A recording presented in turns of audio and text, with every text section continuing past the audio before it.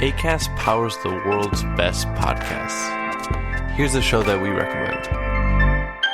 I'm Jessie Cruikshank, and I've always been told I have a face for podcasting. So I launched a podcast. It's called Phone a Friend because each week I'll break down the biggest stories in pop culture. But when I have questions, I get to phone a friend. I'll phone a royal watcher to find out why Prince Harry is acting like a real housewife. I'll phone a tween to please explain Euphoria. And maybe I'll even phone a Backstreet Boy to find out if I still have a chance. I don't? Okay. New episodes drop every Thursday wherever you get your podcasts. Acast helps creators launch, grow, and monetize their podcasts everywhere. Acast.com. Hi, it's Dave here, and this is my wife, Cathy. Hello. This is The Cinemile, the podcast where we used to walk home from the movies. But now we walk around our block. Yes, we're out for our daily exercise. It's coming close to sunset, which means we all need to get indoors. It does. And we need to watch a movie. So the vampires come. And there's a new movie out this week. So we've got a new movie to talk about. We're very excited about that. Yeah, so we're locking down for the night with the new thing that Netflix are just pushing in front of all of our eyeballs every time you turn on the platform, which is Love, Wedding, Repeat, which, judging from the brief 10 seconds of a trailer that I couldn't help but watch while they forced it in front of me, and the synopsis that I glanced at, seems to be some sort of Groundhog Day in a wedding I haven't even seen the trailer. I just saw that they pre-rolled the trailer at me, do you know? I saw that it was a rom-com that Aisling B was in, so I was... Aisling B, Olivia Munn is here. Yeah, good, great, I'll watch it. And also the title is clearly playing on Live, Die, Repeat, the title change of that Tom Cruise movie, Day After Tomorrow. No, what was it called? I think it was called The Edge of Tomorrow. The Edge of Tomorrow, that was it. Then they changed the name when they released it on DVD, which is like the weirdest thing I've ever heard of. The Live, Die, Repeat had been the tagline of that movie. And it's a much better name than Edge of Tomorrow. I think they only realised that after the movie had come out. You can't change the name of your movie, well, they did. Once you've committed, you've committed. I remember when I did my thesis and for my master's, and I had it all printed and bound, and I'd obviously read it 100 times, and then opened it at mistake on page 2, but it was done then, and that's what a movie title should be like. You should have You've made the mistake, it's been in the cinema. You should have ripped out page 2, put in a different page 2, and then retitled it to Write, Rip Out, Repeat. Yeah, wow, that was bad. There you go. But anyway, so we're going to watch it. We don't know anything about it other than I think maybe, well, judging by what you've just said, there might be something for time travel, which would be awesome. Yeah. Basically, we don't know, we don't really care, but here we are. We just want a new movie. We're in the Netflix era. All we want is a new movie to watch. That's all we ask for. What we really want is to go to the cinema to watch the movies that were actually good, probably. Yeah. But here we are, where this is the situation. And I know, we miss the cinema so much. Funnily, obviously being in lockdown is shit, and this whole situation is shit. But we feel like it might be affecting us slightly less than other people, purely from a point of view that we never used to do anything anyway because we've got 2 young kids, except we used to go to the cinema once a week. Yeah. It's like our biggest social outlet. That was our weekly treat. That was our treat. So but look, we can't. No, we're not complaining. But we miss the cinema. We're not complaining. So many people out there have it much worse than we do. Worse. But all of our listeners, we hope you're all safe and sound. But yes, we do collectively miss the cinema. And we miss, all the big movies, because there was a couple of ones that were released, like The Invisible Man and Military Wives. But that kind of seems to have stopped now. Come on, no, keep releasing them. There's more coming. I mean, there was Trolls 2, but we weren't going to go there. No, we're going to be seeing more of that. We're going to get more of these, so hopefully we'll bring you some exciting new releases. But in the meantime, let's all watch Love, Wedding, Repeat. I mean, if Netflix is pushing it on other people's TVs as hard as they have been on ours, the whole world will have seen it. I'm optimistic that this thing will be good. Did you see that Tiger King downloads were in the billions? Yeah, I'm not surprised. It's a cultural phenomenon. So this will probably be too, just because everyone's watching Netflix. Incidentally, go to our Patreon page, patreon.com/The Cinemile, and sign up and support the show if you're interested, and you'll get our thoughts on Tiger King. We did a whole episode on it with Cathy's sister Elizabeth. Went a bit mad and talked about Tiger King for an hour. For about an hour. Yeah. And now we're just about to embark on that new Netflix dating show because... Oh yeah, let's do that. What's it called again? It's called People called Not Having Sex on an Island. Yeah. Is it? I don't know. It's Love Island without the sex. Yeah, that's what this show is. But anyway, I'm back onto this movie. What's it called again? No, come on. We don't know anything about this movie. What do you want to talk about? Let's just go watch it. Okay, we're going to go watch it, and then we're going to record the review tomorrow when we're out for our daily walk. Okay? Yeah, because by the time we finish this, it'll be too late to go to bed. Yeah. Okay. Also, do you know what? Like we do podcasts on our sofa, but like we love podcasting while walking. That's like what we've always done. That's kind of the point of this show. So we're going to try and keep that up. Yeah. So our daily exercise tomorrow will also be podcasting, and it'll be our thoughts on this movie. So But see you tomorrow. One other thing. Sorry, I'm just annoying you now. I'm just trying to drag it out because I'm wrap so up, excited to be doing the podcast. I was thinking about it. I reckon we must be like one of the few podcasts left in the world where Full the stop. hosts, We're one of the few podcasts left in the world. Because They're all there's gone. more podcasts than ever So don't now. listen to anything else. No, that's not what I was saying. I'm saying that we must be one of the few podcasts left in the world where the hosts actually record together. Everyone's recording them remotely. Yeah, I hadn't thought about that. Yeah. So tune into the cinema if you want to hear two people who are together in person out for a walk. Yes, we're able These to are two touch each unusual other. things. Like this. Thanks, Dave. poking Cathy. Thanks for poking me. Right. Okay. Bye. Bye. Hi! Oh, wow, you look gorgeous. How are you? I didn't know you had a new boyfriend. I'm so glad you've moved on from that last guy. What was his name? Chaz? No, I'm Chaz. Oh, my God. Have you gone out with two Chazes in a row? You remember Dina, my American friend that you met in Rome? Yeah. She's here. What? Jack. Hey, I used to ask about you all the time. I used to ask about you too. Oh, God. Got a bit of a problem. Mark Fisher. He's saying that he's in love with me and he's threatening to go full-on psycho and ruin my wedding. This is the sleep medicine that I've been taking. It would knock him out for hours. Just put a couple of drops of that in his champagne glass. There has to be another way. There is no other way. There is. There is. There has to be. Please, there is. There has to be. Haley! Hey! Your sister is an angel, isn't she? Hello, everyone. Welcome back. Minutes have passed for you, and a day has passed for us. And it's now tomorrow. Or today. It's almost it's like one- the edge of tomorrow. Oh, hello. So we watched that movie, died, and repeated it. All right, quick synopsis then. If you don't like, no spoilers yet, as always. We'll turn on to Spoiler Street. Spoiler Street is still not in the quarantine zone. so Spoiler you're Street able is to go just in on there. our block now. Yeah. This movie is pretty much as we suspected. Not as we suspected, like we figured it all out. It was didn't what the suspect synopsis anything. said. Yeah, it's basically set at a wedding, and then it's more. Do you know what though? It's not Groundhog Day or Edge of Tomorrow, in which a character is aware of the changing circumstances. This is Sliding Doors. It should have been called Wedding Doors or Sliding Wedding. That would be the Sliding Wedding. You think that should be a movie title? Yeah. That's This isn't awful. Or Wedding Doors makes no sense. This isn't. So you should not This come up isn't with the movie same. names. No, but I'm just telling you, it's misleading. They chose a misleading title, which implies a Groundhog Day scenario, when in fact it's just showing you variations of the same situations, multiple possibilities of what could have happened, but nobody's aware of them. Nobody's living those possibilities with the understanding of the one true timeline or anything. So it's ultimately, for me, that's less interesting, because there's no stakes in that then. It's just like, oh, there's a million different universes, and here's a few possibilities. It's like, yeah, all right. Okay, well, that's not really a synopsis of the movie, which is what I think you were trying to do. A synopsis of the movie is a woman's getting married in Italy to an Italian dude, but she's English. And as the wedding plays out, we see multiple variants of what could go down on the day. Yeah.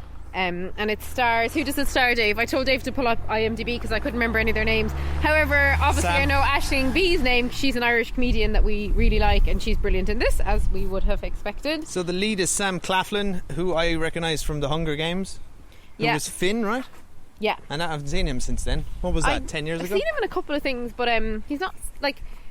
He's kind of like a leading... He's like...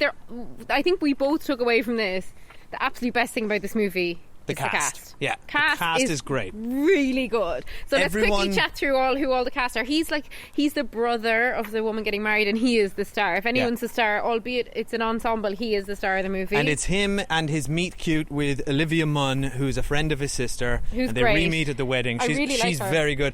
Do you know? I know you never really watch Newsroom, and I hate watch the whole thing. Olivia Munn was one of the only good people in Newsroom. She really was. Well, Jeff Daniels was good. Like, Newsroom had... Yeah, but the more you good watch cast. Newsroom, by the end she was the only watchable character Oh, in fair it. enough. Okay. Yeah, so him and Olivia Munn are sort of the leads. You've also, and then it's a sort of a host of supporting characters who each kind of have their own Well, who plots, was the sister? either I didn't comical- recognise her. She's the only actor I hadn't seen before. She is Eleanor Tomlinson, who I also don't. Now you have to click into her IMDb and tell me. And welcome back to IMDb Scrolling, the podcast. Anyway, she was really good as the sister. We don't need I to go don't through what know she said. who she is. She played she's- the sister. She was good. Everyone's Yeah. good. Everyone's good in this. And then there's a very strong comedic supporting cast, including Aisling B, Tim Key, who a lot of people would know as Alan Partridge's co-host on his Mid-Morning He's Madness so show. funny in this. He's really He's good a in this. real standout. Yeah. Also, shout out to Alan Mustafa, who's the lead from the brilliant BBC comedy People Just Do Nothing, about a group of rappers doing a pirate radio station, which, if anyone hasn't seen, and you've got some time on your hands, as I'd imagine, go watch that. It's on Netflix. That's a very funny show. So everyone, and Frida Pinto in this, from famous from Slumdog Millionaire. Like, so very interesting cast, very And interesting. Joel Fry. He's kind of the lead best man. Yes. So basically, the best thing Joel about Fry very good in this. as well. best thing about this is the cast. We got a lot of laughs out of it. Like, we laughed repeatedly, which is relatively unusual for us when we watch a comedy, to be honest, because we tend to kind of, I don't know, we just not find them very funny. So this definitely passed, as they would say. Wait, what's the headline there? We don't find comedies Most funny. comedies aren't very funny. Like, it's almost like when you watch a movie that has a dark humour streak to it, you might laugh more in a drama. But when a movie's trying to be funny, it can be painful sometimes. And this does pass like the 6 laugh test. You're saying that comedies Try aren't too hard. funny enough these days. Yeah, Is that what you're saying? they're trying to be funny, and when you Right. watch someone trying to be funny and failing, it's often just really painful. Yeah. But this was genuinely funny, particularly the stuff with Aisling B, the guy from Alan Partridge, and the guy we just mentioned, Brian Fry. Those three were very funny. Yeah. So that's good. The premise of the movie, we were not in spoilers yet, but I felt got a little thin. And I do feel like there's going to be inevitable Wafer wannabe comparisons to Four Weddings and a Funeral that would be undeserved, because it ain't no Four Weddings and a Funeral. And I felt bad for the lead actor, It's Curtis Light. Sam Claflin, because he's actually really good in this, and he is not trying to do a Hugh Grant impression, and at no time does he even teeter towards doing that. However, because it's about a wedding and he is like a posh English guy who's slightly gawkish And tripping over his words a bit, and you can't help but compare him to Hugh Grant in Four Weddings and a Funeral, but it's not his fault and he's not trying to knock it off. So I think you're best off watching it, just erase Four Weddings and a Funeral from your mind and don't bother trying to compare it, because it's not going to be favourable and it's not really fair. yeah, here we are comparing. It's not fair. You've begged the comparison But by I inviting haven't begged it. the comparison. Yeah. They have begged the comparison. Okay, come fair. on. I By mean- casting him, he looks like Hugh Grant. and Also, everything. look, that the shadow of that movie looms large. Exactly. I think I agree with you. I think Sam Claflin as the lead is he's good in this, and he's really trying. Like, I really admired him as an actor. Like, he's like committing physically as well. Like, Yeah. there's a lot of physical comedy in this, and I felt my sense of him was, and I don't know, I don't know his sort of CV or whatever you call it that well, but I sense that he's not.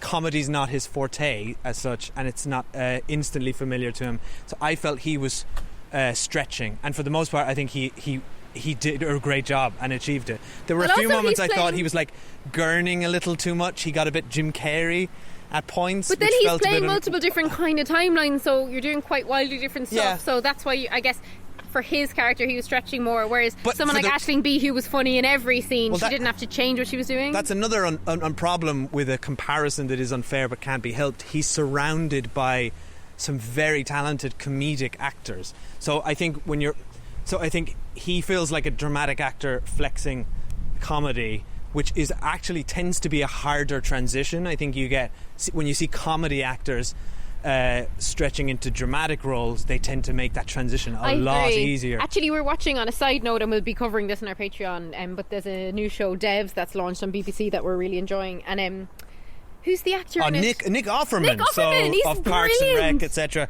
So he's known for Parks and Rec, and he's a comedic actor, and he's being brilliant as a dramatic actor in Devs. Yeah. So totally recommend that, by the way. But anyway, yeah, I agree with you. It's harder for a guy like that in a comedy. Whereas, like, and I know I said you shouldn't compare it to Hugh Grant, and it's not fair, but You're Hugh like, Grant, but here we are. You keep Hugh Grant's circling back really to funny. this. He always pulls off comedy. Like I know Yeah. you haven't seen Paddington 2, but that's kind of the peak of him being funny. But like Bridget Jones, he's funny. Like For Weddings, he's funny. Notting Hill, he's funny. So anyway, I'll stop the Hugh Grant comparisons. They're not fair. Hugh Grant's awesome, no argument. Will we go to spoiler street so we can talk about the premise a bit? Because Well, do you want to finish talking about the cast? Because I want to give another shout out to Olivia Munn, who she's brilliant. on the subject of sort of comedy and drama. She's someone who I've seen do both and kind of does both here, but she's not an overtly comedic character like a lot of the supporting characters in this. She's the straight romantic lead. Yeah, but she's brilliant. But like she's such a good actress because it's not a big performance. And they don't actually give her much to do. It's actually very. She does a lot with facial tics, doesn't she? She does. Yeah. But also, what I really appreciated with her is that she was an excellent comedy straight man. Yeah. And I mean that in the traditional sense of the Laurel and Hardy, the straight The unfunny comedic one. partner, the unfunny one. She's a brilliant, because you need the straight man, you need the springboard for the reaction. Particularly when she's against the Alan Partridge guy. Yes, Tim Key. So her and Tim Key were working so well together. Yeah. But actually, when you put her with Sam Claflin, they were charming and romantic. So that's the sign, I think, of a brilliant actor, is somebody who can not only do a great performance themselves, but she was making other people's performances better. She was. And then the most kind of physically outlandish ones, I think, were, did we say his name was Brian Fry? I've just forgotten on IMDb. And Aisling B, they're properly kind of physically comedically funny as well.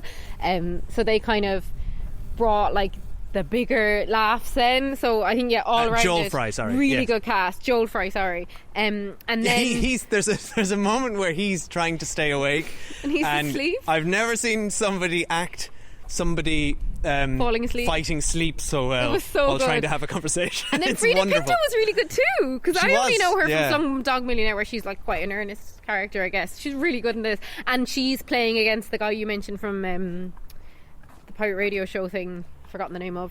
Yeah, who's also, he's straight. really He's got a funny. straight up comedy role, Yeah, but is very so they're funny. really good. So yeah, Alan all Mustafa. praise to the cast. And honestly, before we get to Spoiler Street, if you haven't watched it, do you know what? It's just great to have a new like we talked about on Long Shot. It's just great to have a movie to watch. Yeah, I think. Look, and you will get a few laughs. And it's what all rom-coms should be. It's about 95 minutes. No, it's not. It's about an hour and 45. Close to 2. Okay, 105 minutes, but it's not as long as some, a lot of the cinematic rom-coms now, we often talk about, for example, the ones with Jason, what's his name? Segel? Jason Segel, those kind of ones that air onto sometimes being 2.5 hours long, the 5-year engagement. It's 100 minutes, it says. Yeah, so it's a decent duration. But it felt long. I think this I didn't think it felt long. I think this movie could have trimmed a lot of fat. For I don't instance, think it so. takes an hour for the actual sort of hook of this to even happen. Well, that's what I don't think it was.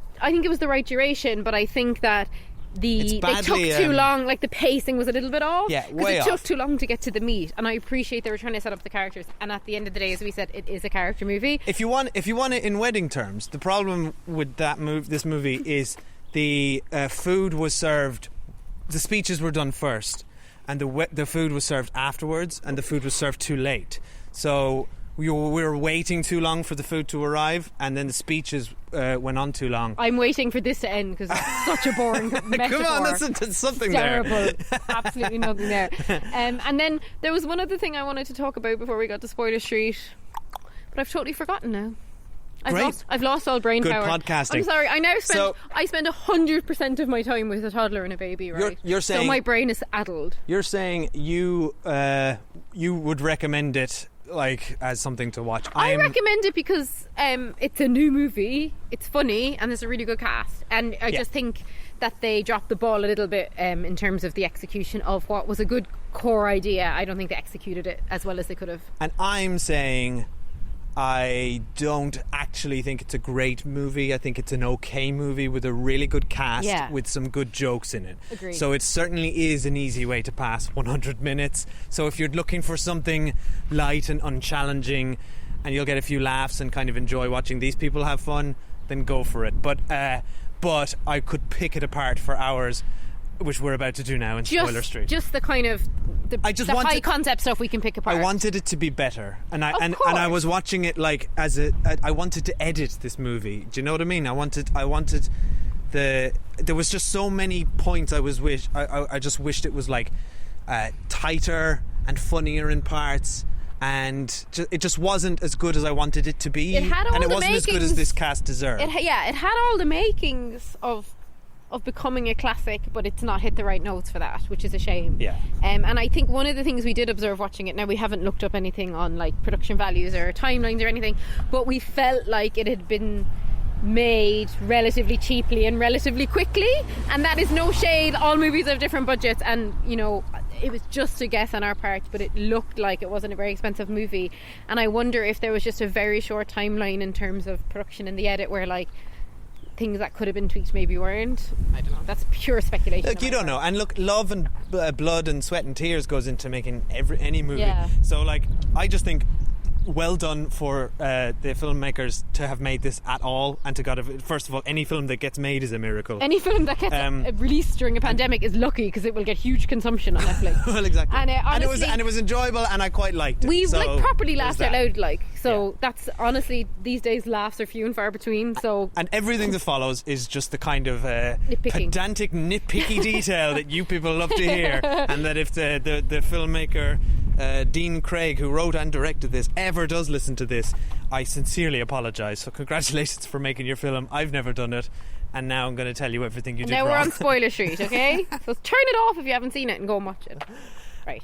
Spoilers now for Love, Wedding, Repeat. I do genuinely feel bad when I like nitpick a movie in a broadcast format. I try never to like tweet anything mean about movie. One of my pet hates on social media is when you see someone saying something they don't like about a movie or just trashing a movie and then tagging in the filmmakers or the actors. I really don't like that. That's lousy. And I mean, obviously this is the whole point of the internet is an open forum of discussion. We love discussing movies and sharing our thoughts and opinions. That's why we're doing this. But I think that at the core of this, there's somebody who, in this instance, a man called Dean Craig, who wrote and directed this movie. I think it was based on a remake, but it is based on another movie. We saw that in the credits. Again, something I've never done, and I think it's a brilliant achievement. But that's all the caveats, so that I feel more comfortable with saying everything I don't like about it. So why the hell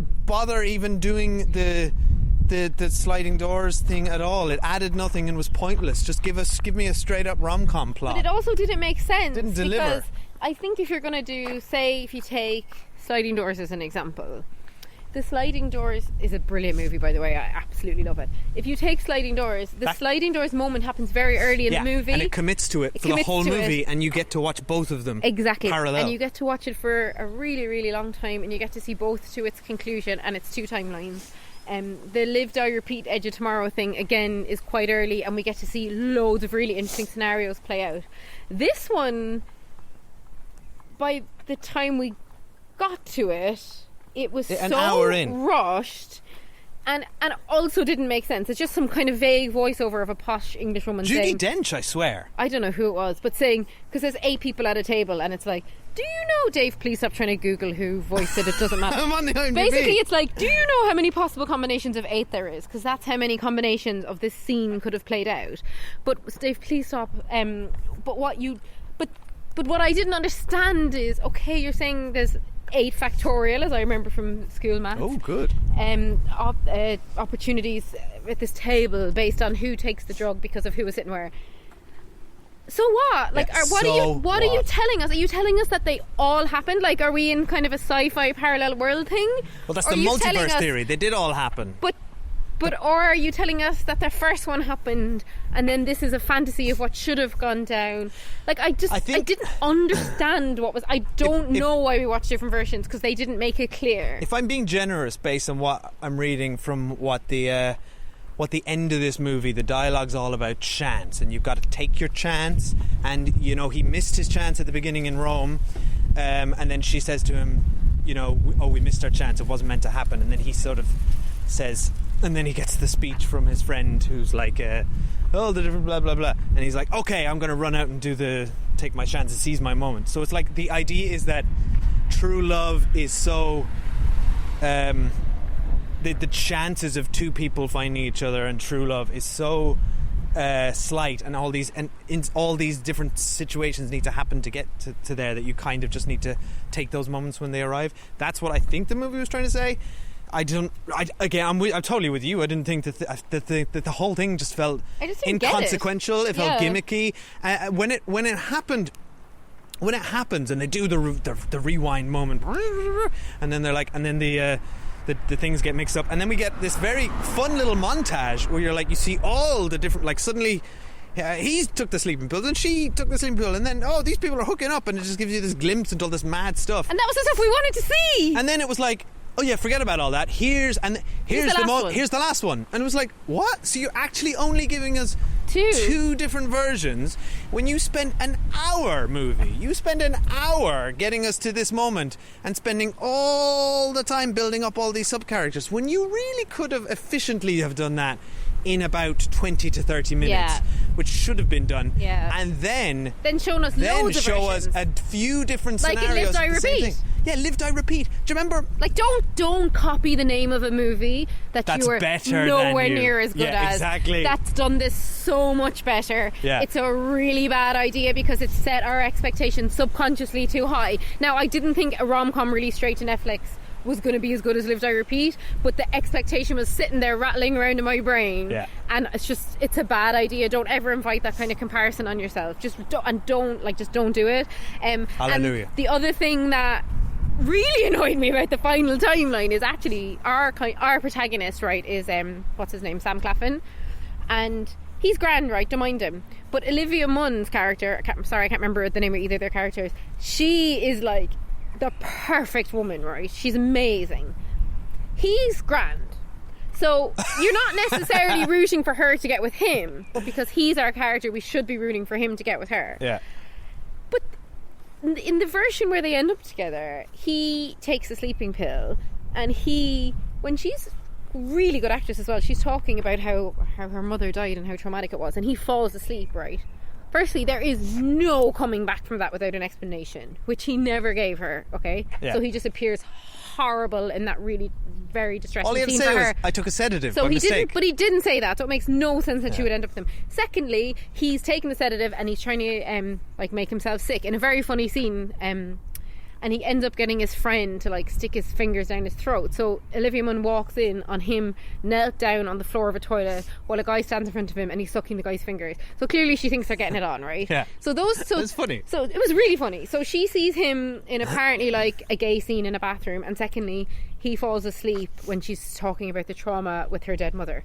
So then why, when he runs after her in the end, would she be in any way interested in him? That's the bit that made no sense, because he didn't say, look, he didn't explain anything that happened to her. And secondly, what I don't understand about any of it is they had this amazing weekend in Rome 3 years ago, and at the very end of it, somebody came over, started talking to him, ruined the moment. They never kissed and they never connected. To be honest, I wouldn't be into a guy if we'd that great a weekend. Fine, at the end of it you didn't get to kiss or whatever. Could have got the number off her sister. He could have told that guy to F off. Yeah. That in itself is all very unattractive. It shows that he's someone who just kind of sits back and waits for things to happen to him, which isn't particularly attractive. And I would imagine, particularly to a woman like her, who's a very accomplished war journalist and correspondent and flies all over the world, as if she's going to be interested in some dweeb who can't even get her phone number off his sister. Yeah. So basically, at the end, I found it completely unrealistic that she would end up with him because he has nothing going on for him. Yeah. I completely agree with that. Wow, what an assassination. The actor did it really good. It's about the character. So I think I just really want to buy a couple. I want to ship them. I want to be rooting for a couple when I'm watching a rom-com, and I just was like, I hope she doesn't end up with him. That's all I could think. Because he had no point just said to anyone, look, oh yeah, this is the most annoying bit. This guy shows up at the wedding, the antagonist of the movie shows up to spoil the wedding, right? Yeah. And at no point do they just kick him out of the wedding. To get him out of there. It made no sense. We'll make a scene if you kick him out. And no, it won't, because you've all gone into another room to have the speeches. He's still in the other room on his own. But also, so you just get security to discreetly come and take him out. Also, what are you talking about? He'll make more of a scene if he stays. And then you've ruined your wedding day. So at no point did he say to anyone, look, like his best mate who was there, who's like a really tall big guy, would he not be like, look, will you just help me get rid of this guy? Instead he goes through all this farce of like spiking people's drinks and like trying to make himself vomit. And even in the timeline when the friend took the sedative and he was trying to give like the maid of honour speech and he was out of it, at no point did Sam Claflin even go up and say like, listen, don't go on stage, like I'll do the speech for you. Like he was the most like, what's the word, is it milk toast or something? He's the most wishy-washy character. Like things just kept happening and he just stood there gawking, and I was like, I just find him very unattractive. I think the problem is that's a screenplay in where like funny stuff, idea for funny stuff, now funny stuff needs to happen, and then there's the character work to get there isn't really gelling. Like there's no the dots haven't been connected to get from X to Z, and then what you end up with is plot contrivances that don't make sense. But they're still funny, like we still laugh. Yeah, as in... But we just didn't buy them. Exactly. The scenarios themselves and the writing is funny. Like the dialogue in this is funny. I wondered if a lot of them ad-libbed. Them. I was thinking some of the actors might have ad-libbed some of it. Maybe. Because it was very funny. But I felt like the screenplay is strong when it's created these characters in these situations. That's good. But I think the sort of the framework of the plotting of this movie is where it falls down. And it does need to hang on the lead characters and like... The sister and the brother, just their actions didn't make sense with the guy coming into the wedding, and that it kind of hinged on the whole scenario was about a guy at the wedding they're trying to get rid of, but it didn't make sense that he was let stay at the wedding and got a table set for him and was sitting down at the wedding. Yeah, I couldn't let go of that. Yeah. I just like, if someone had shown up at our wedding like that, it would have been like absolutely throw him out. Like, and that's why, like, he was on loads of drugs, he was really aggressive, he was threatening to spoil the wedding. Like, there's just no way. What's the name of it? It's the suspension of disbelief is the idea.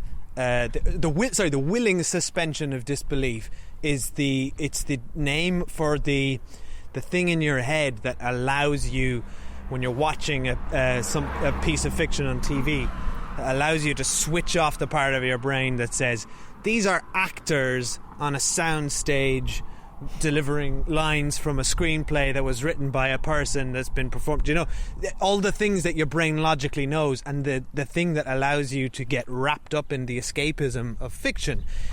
And that's a very delicate thing, and as soon as that is shattered in any way, it's very hard to get it back. It's really hard to get it back. That's and what like, happened both of us. It's funny because we just did a massive review of Face Off over on our Patreon, but when we were saying one of the really good things about Face Off is that it's ludicrous that they swap faces, but they just deal with it really quickly. They swapped faces. Yeah. This is the medical reason why, and now on with the plot. And we're like, okay, whereas if they had spent 45 minutes just telling us more and more ridiculous science about how these people swapped faces, we would have gone, this is stupid. That's a really... You just need to do it really quickly. And like with this, they just needed to, for some reason, like if you want to make it that this guy stays at the wedding, have it that the groom knows him as well, right? There's an investment from the groom's family. There's a reason she can't kick him out. The groom doesn't know him. I agree. So no one cares if you kick him out. You have to work a little harder or come up with a tangible or reasonable explanation for what you want to happen. And that's what didn't happen here. And I think Face Off's such a good and unexpected example of that, because you also have to be... It's the willing suspension of disbelief. So if you have to... If you can accept something absurd because for the greater good, and you're just like, okay, movie, I'll go with you, then that's fine. But like, this movie kept cropping up these little things that like it didn't make sense for a character to do that. Why like would Olivia he have done Munn that? forgiving him for falling asleep when she said about her mum dying. It's unforgivable. Exactly. He had to, before they kissed, he had to say to her, oh, it's this way, Dave's lost. He had to say to her, it's not. It's that way. It's this way. It's down there. This You're completely wrong. You're completely wrong. Basically, he had to say a line where he explained that before they kissed, and maybe it was on an edit room floor somewhere. There's another scene where him and the best friend also look like they're kissing, and I felt like at that point she was supposed to walk by and see that as well and think they were together again, but then nobody walked by and saw it, so I was like, why is this scene even Yeah, here? exactly. Like, it was just, I feel like they almost probably shot so much of all the different variants that by the time they went to put it together, it was like, fuck it, Yes, we'll just show two of them. that's a really good point as well, because often a film can be found in the edit is the expression, and I think this film could have been saved by a really good editor. Yeah. So if you could have a screenplay missing some of this stuff and it can be salvaged later, but that wasn't happening here. And I think back to the face-off example, which is, where are you going now? What are you doing? We're trying to like make our block as interesting as possible and loop down alleyways. Back to the face-off example. The reason that isn't really a problem is because the movie tells you, okay, there is technology that allows two people to swap their faces, and for the moment you're like, is there? That's stupid, that doesn't make sense. But then they say there's these brilliant new anti-inflammatories that help you recover really quickly, and we're so like, you're cool, no offense. all right, I'll wave my hand and it's fine. But what it doesn't do is, like, if Castor Troy suddenly did something noble in that movie, then you'd be like, would he have done that? That doesn't really feel like him. Yeah, the characters always feel true. Yeah, so this was like, yeah, the characters were kind of true to themselves, but they were ignoring common sense. But I don't think the lead guy was true to himself, right? The parents are both dead. He's protective older brother. He does not fuck about doing 100 different things instead of getting rid of this guy who's there to ruin the sister's wedding. Yeah. He gets rid of the guy. He doesn't go to the bar to have a drink. He doesn't hang out with his mates. He doesn't faff about like trying to lock him in a cupboard, because at that point you've caused way more of a scene than if you just got security to take him out. For me, on your sister's wedding day, no matter how much you might fancy your friend, if you've made a big fuss about your walking her down the aisle, your parents are dead, it's really profound, and you're really protective of her and you're always getting her out of messes, your number one goal for the day is to get rid of that guy. And because every time he didn't get rid of that guy, we were just like, this doesn't make any sense. Yeah. But we need to go, because we need to go home, because my sister's very kindly looking after her children. Well, thank you for listening. I really enjoyed talking about that for some reason. Basically, if anything is to do with like timelines or time travel or like parallel timelines, we are all over it. Yeah. Like, we've had far too many arguments in our marriage about like continuous time theory, like any sort of time travel. We'll debate it for days. Yeah, because I'm fine with time travel rules as long as they're consistent. Yes, Dave, I know that. And often movies aren't. And honestly, looking at you know Back what? to the Future. Again, I actually really enjoyed this movie for like the chats we had about it. So I do totally recommend it. Guys, and let you chat to us now. Message us at The Cinemile on Twitter, Facebook, Instagram, thecinemile@gmail.com. I'd imagine a lot of people have watched this. I would too, so let us know what you thought. It's getting pushed hard. Hope you enjoyed it and had as much fun chatting about it as we did, and enjoyed the cast as much as we did. And if you haven't already done so, we would absolutely love if wherever you listen to the podcast you drop us a review. We really appreciate it, and we hope you guys are all doing okay in what is now weeks and weeks into lockdown. You don't even know. I don't know. But depending Week what country 4? you're in, yeah, hopefully you can enjoy this and get a bit of escapism. Yeah, stay. Look after yourselves, everyone. Stay safe, and we'll see you guys next week. Next time we can try and find always. another movie to watch. Bye. Bye.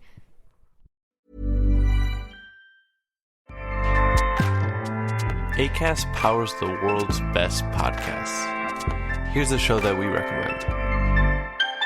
Hey, I'm Kim Holderness. And I'm Ben Holderness. We host the Holderness Family Podcast every Tuesday. You may know us from the silly videos that we make online. Or a book about marriage called Everybody Fights. Or as winners of season 33 of The Amazing Race. Still can't believe that happened. Listen, we do a lot of stuff, but our podcast is our most favorite thing. Yeah, because every week we get to sit down face to face, talk to each other about marriage, family, mental health, or just anything that we want to know more about. Sometimes we have expert interviews, sometimes it's just us, but our goal is to bring some joy and laughter into your life every week. Our other goal is that maybe you will learn something as well. Right, so search the Holderness Family Podcast and check out our most recent episodes. We have one about staying organized with creators of the home edit. And one about being diagnosed with ADHD as an adult. We hope you'll join us.